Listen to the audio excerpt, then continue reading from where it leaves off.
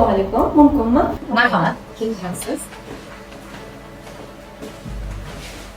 Xo'sh, nima eshitdingmi? Biz maslahatga kelgandik oldingizga. Bular turk fuqarosi Ahmedbek. O'zbek tilini biladilarmi? Afsuski o'zbekcha tushunmaydilar. Shuning uchun men tarjimon bo'lib, ana sertifikatlarim bilan keldim. Tanishib chiqishingiz mumkin. Sizga arzimasa ham mana shu ishimizni oson qilib bera olasiz. Hurmatli fuqaro, ushbu xatti-harakatingiz Jinoyat kodeksining 212-moddasiga binoan javobgarlikka tortish uchun asos bo'ladi. Buni qonuniy yechimi bor.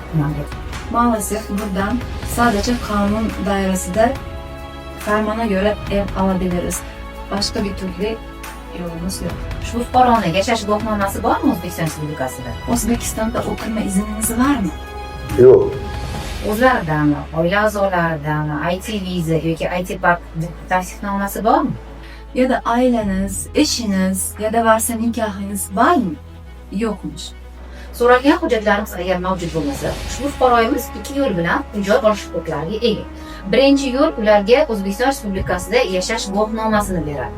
Ya'ni bu O'zbekiston Respublikasi Prezidentining turizmni rivojlantirish chora-tadbirlari to'g'risidagi 2019-yil 5-yanvardagi 56-11 farmonida qayd etib o'tilgan davlatlar mamlakat fuqarosi bo'ladigan bo'lsa-da, ushbu fuqaro O'zbekiston Respublikasi hududidan uy-joy ola oladilar.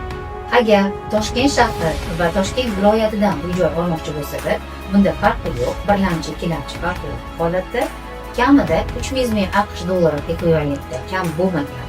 Agar Samarqand, Buxoro, Andijon, Namangandan uy olmoqchi bo'lsa-da, kamida 200 ming AQSh dollari. Agar Qoraqalpog'iston Respublikasi yoki respublikamizning boshqa hududlaridan uy joy olmoqchi bo'lsa-da, 100 mingdan kam bo'lib, AQSh dollaridan kam bo'lmagan uy-joy olishlari kerak bo'ladi. Bunda oldi-berdi bank orqali amalga oshirilishi kerak bo'ladi.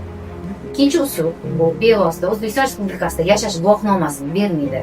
Unga ko'ra O'zbekiston Respublikasi Prezidentining O'zbekiston Respublikasida turizmni jadal rivojlantirish chora-tadbirlari to'g'risidagi 2022-yil 8-apreldagi 101-sonli farmonida qayd etib o'tilgan mamlakat fuqarosi sifatida ular uy-joy olishlari mumkin.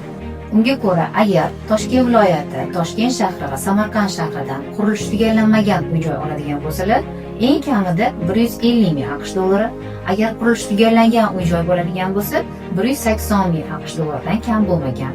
Qoraqalpog'iston Respublikasi va respublikamizning boshqa hududlaridan uy-joy oladigan bo'lsa, qurilishi tugallanmagan bo'lsa 70 ming AQSh dollari, qurilishi tugallangan uy-joy bo'ladigan bo'lsa, 85 ming AQSh dollaridan kam bo'lmagan ekvivalentdagi uy-joyga investitsiya kiritish yo'li bilan uy-joy olishlari mumkin bo'ladi.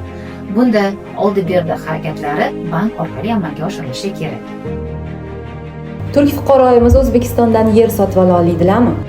Xorijiy davlat fuqarolari O'zbekiston Respublikasi Yer kodeksining 17-moddasiga binoan faqatgina yer uchastkasiga ijara huquqini ola oladilar.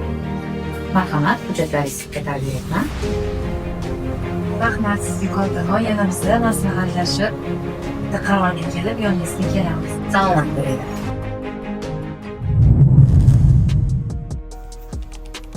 O'zbekiston Respublikasi Konstitutsiyasining 41-moddasiga binoan har bir shaxs mulkdor bo'lishga haqli. Shu jumladan chet el fuqarolari va fuqaroligi bo'lmagan shaxslar ham O'zbekiston Respublikasi qonun hujjatlarida nazarda tutilgan tartibda mulkdor bo'lishlari mumkin.